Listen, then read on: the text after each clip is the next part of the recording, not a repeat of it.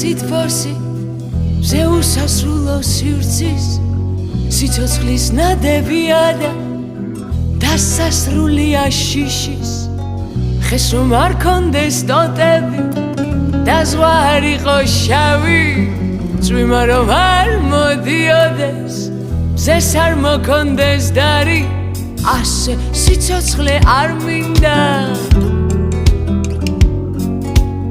ასე სიცოცხლე რად მინდა ჩემი სახლის საფეხურებს ვითვლი ერთი ორი სამი სამი ორი ერთი ჩემს ფანჯრებთან წვიმის წვეთებს ვითვლი